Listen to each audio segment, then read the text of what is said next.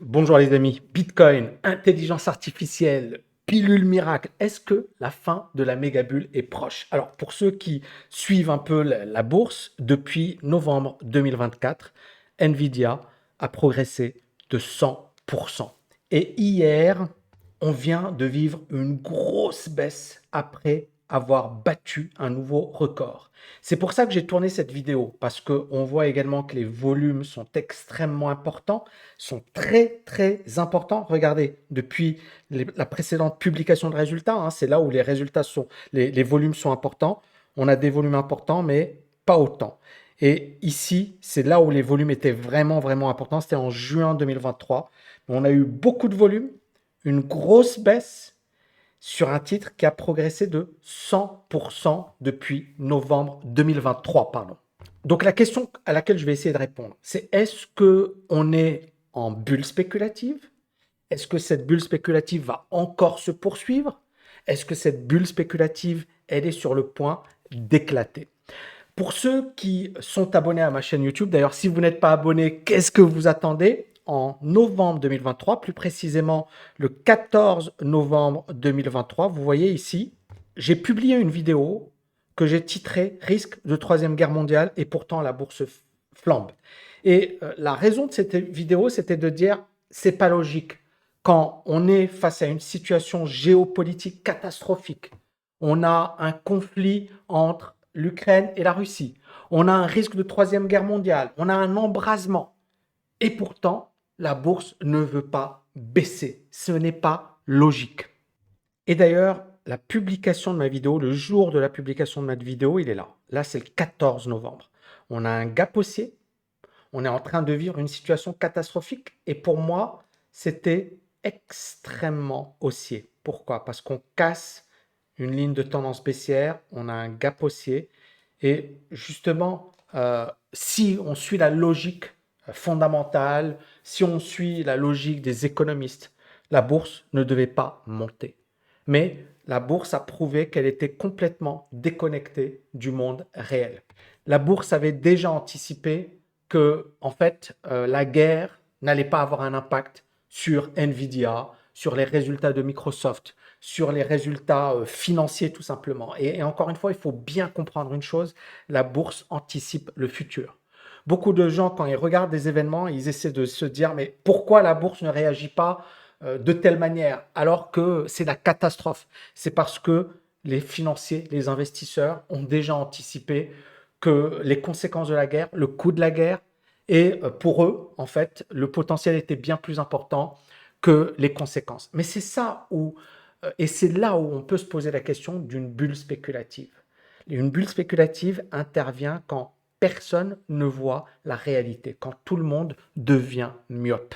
Et justement, notre but au sein de la TKL, c'est véritablement de vous retirer finalement, ou plutôt de vous éliminer ce bruit et de vous permettre de devenir de véritables investisseurs stratèges. Donc cette vidéo, elle est sponsorisée par le programme TKL LFA. C'est un programme qui est énorme, qui comporte 229 heures de cours sur les principales dimensions pour travailler, développer, acquérir sa liberté financière. C'est un programme qui va demander 3 années de ma vie. Vous pouvez tester ce programme pour 30 euros pendant 30 jours et vous aurez accès à 30 heures. Vous adorez, magnifique. Vous n'adorez pas, on vous rembourse. Vous n'avez aucun risque. Et la TKL, c'est l'école numéro 1 dans le domaine de l'investissement, de la liberté financière. Même dans le monde anglo-saxon, on n'a pas ce type de rating. On a 5 étoiles, 97% de notes 5 étoiles, 3391 notes.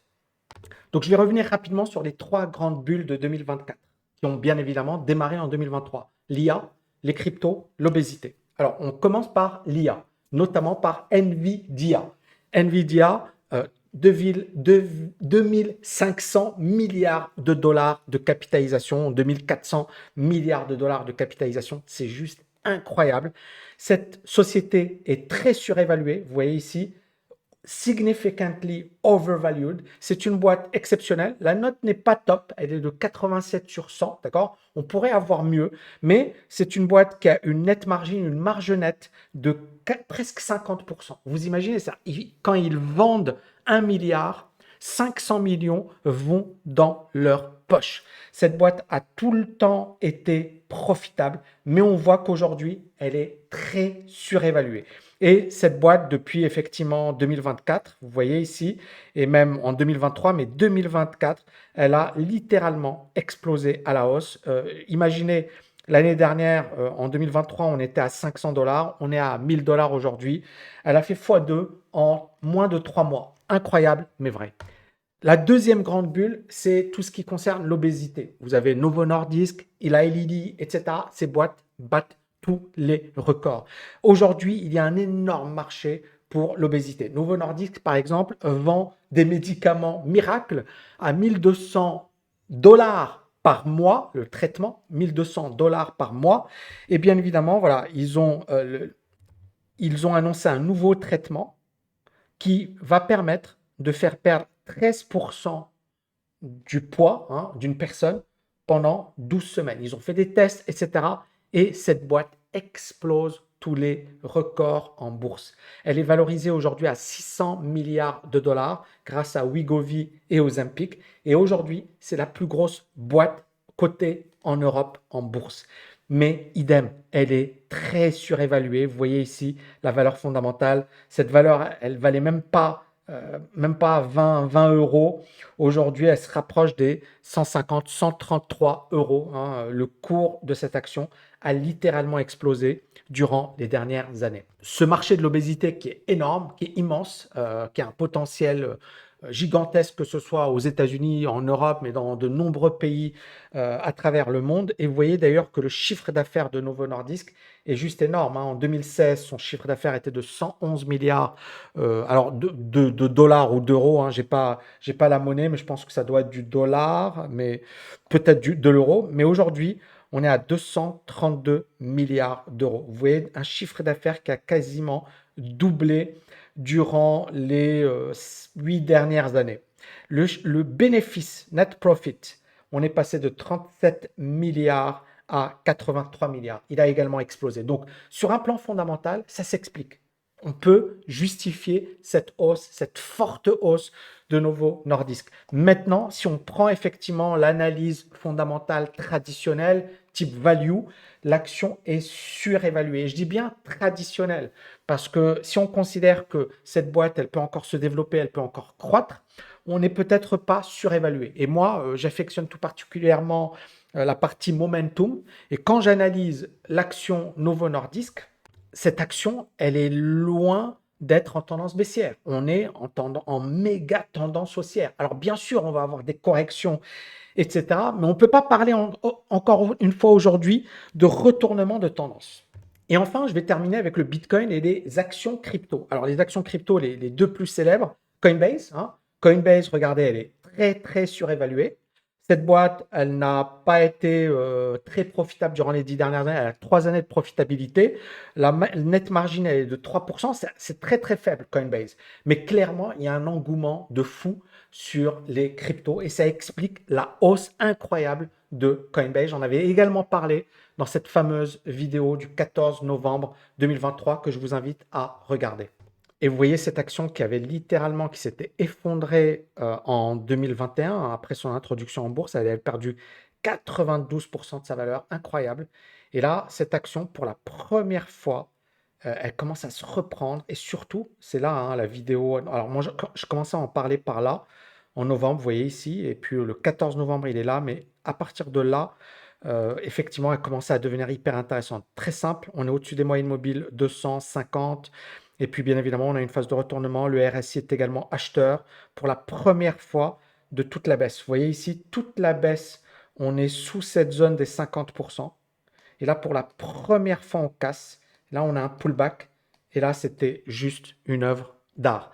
Cette action a littéralement explosé à la hausse depuis le mois d'octobre. Elle a pris 243%. Une autre action, MSTR, MicroStratégie. Alors, j'étais très, très, très négatif l'année dernière sur cette action. Je considérais également que c'était du gros n'importe quoi, hein, le PDG de cette boîte qui avait acheté pas mal de crypto et qui était rentré un petit peu en mode spéculatif. Maintenant, voilà, ici, ils mettent net margin 86%, mais c'est pas parce que la boîte, c'est plutôt les investissements qui explosent. Sinon, vous voyez, le free cash flow margin est moins de 381. Bon, c'est du gros n'importe quoi. Elle est très surévaluée, mais encore une fois, tout le monde veut acheter ce type d'actif. Regardez ici, MSTR, on est sur un truc de malade. D'accord? On est sur un truc de malade. Idem, même configuration. Regardez ici, on était très vendeur. Et à partir de là, on a commencé à se retourner et on a eu le même signal acheteur. Et la même chose sur le Bitcoin, hein. On a eu cette grande phase baissière. Et là, on s'est retourné au-dessus de la moyenne mobile 250. Donc, c'est magnifique. Et c'est à chaque fois, on a eu le même phénomène, que ce soit sur le Bitcoin, que ce soit sur Coinbase, que ce soit sur MicroStrategy. Bien évidemment, la hausse s'explique également par des critères fondamentaux sur le plan du halving, qui va provoquer une réduction de l'offre. C'est-à-dire qu'on aura de moins en moins d'offres de nouveaux bitcoins. Et si la demande est la même, eh bien, effectivement, le prix risque d'augmenter ou peut augmenter. Et c'est un événement qui est clairement positif. On a également ce phénomène de rareté, qu'on voit qu'aujourd'hui, l'inflation, elle est présente. On a ce narratif autour du Bitcoin qui est finalement, c'est une protection contre l'inflation. Parce que justement, le problème qui n'a pas encore été réglé, c'est l'inflation. Est-ce que l'inflation est vraiment combattue ou est-ce qu'elle va revenir? Il y a une grande incertitude par rapport à tout ça. Et puis, bien évidemment, BlackRock qui a joué un coup de maître en émettant un ETF Bitcoin. Et beaucoup de gens se disent, tiens, ça peut être intéressant de se protéger contre l'inflation, notamment dans pas mal de pays dans le monde, hein, où l'inflation est juste très importante. Alors, est-ce qu'on peut parler de crack boursier? Moi, j'ai essayé de vous exposer les faits. Pour le moment, les marchés sont haussiers. Pour le moment, il n'y a pas de retournement vendeur. Le seul signal négatif pour moi, c'est Nvidia qui a dessiné un gros avalement baissier sur une base jour. Voilà. Ça, c'est le seul truc négatif. Maintenant, on peut très bien avoir un truc qui corrige légèrement, qui ensuite consolide avant de repartir à la hausse. On a des indicateurs qui sont un petit peu surachetés, ils peuvent corriger légèrement avant de repartir. On n'est pas encore rentré dans une zone de danger. Maintenant, si on se base sur les fondamentaux, Nvidia est surévalué, Coinbase est surévalué, MicroStrategy est surévalué, tout est surévalué. On est en bulle, d'accord? Si on prend le critère uniquement fondamental. Si on prend également le critère économique, clairement, vous avez plein de vidéos qui vous disent c'est la fin du monde, tout va s'effondrer, etc. Sur un plan fondamental, je ne vais pas vous dire que c'est extraordinaire. On est d'accord. En France, on parle même de guerre. Macron qui parle de guerre, de lâche, qui traite. C'est du gros n'importe quoi. On est en train de vivre quelque chose. C'est le délire. Maintenant, encore une fois, la bourse a sa propre logique. D'accord? Et pour le moment, le marché n'est pas vendeur. Donc, je résume. Le marché, il est toujours haussier. On a une vraie surévaluation de pas mal d'actions. C'est-à-dire qu'on est largement. Donc, si vous êtes dans une optique value, clairement, ce n'est pas le meilleur moment pour acheter. D'accord? Si vous êtes dans une optique trading, swing trading, spéculatif, c'est la folie, quoi. C'est-à-dire, on est dans un marché de fou. Il y a des opportunités. On va encore peut-être avoir de nouvelles opportunités. Pour ceux qui ont raté le train, patientez. Hein. N'achetez pas Nvidia maintenant parce que vous vous dites, waouh, je veux pas rater. Non, Nvidia peut bien se casser la figure. Mais se casser la figure, ça ne veut pas dire que c'est la fin. Ça veut dire ça peut donner de nouveaux points d'entrée. Pour le moment, pour un swing trader ou même pour un trader, Nvidia n'est pas intéressante. D'accord? Il faut attendre un point bas, il faut attendre une consolidation, il faut attendre. Faut pas courir derrière une action. D'accord? Il faut lui laisser la possibilité de vous donner un point d'entrée. Et pour le moment, ce n'est pas le cas. Donc, pour moi, prudence, d'accord? Clairement, alors pour ceux qui me suivent, depuis fin 2022, je suis haussier sur la bourse, d'accord? Pour moi, Meta était sous-évalué, hein, je reviens dessus. On avait pas mal d'actions comme Meta qui étaient clairement sous-évaluées. On avait Microsoft qui était sous-évalué. On avait Adobe également qui avait fortement regardé. des trucs de dingue, hein. Adobe avait perdu 60%, d'accord? Et là, on a une grosse reprise, hein. D'ailleurs, ici, Adobe a dû reprendre quelque chose comme 129%. Mais Meta, c'est incroyable. Meta a progressé de, depuis les plus bas, a progressé de 500%. Donc là, pour moi, là, on était en phase de sous-évaluation. D'accord? C'était clairement pour un investisseur value. J'avais d'ailleurs créé VMM dans cette optique. Pour un investisseur value, c'était juste magnifique. Il fallait investir. Aujourd'hui, clairement, on n'est pas dans du value, hein, on est dans du momentum. D'accord? Les marchés sont complètement en train de délirer. Ça va continuer peut-être. D'accord? Donc, il va falloir être prudent. Donc, si vous êtes plus un investisseur value, attendez un prochain crack. Attendez une vraie correction. D'accord? Si vous êtes en swing trading, on aura de meilleurs points d'entrée. Donc, ça ne sert à rien de se positionner ici, hein. Il y a plein d'actions qui sont géniales. C'est juste que, par exemple, moi, je regarde SMCI. D'accord?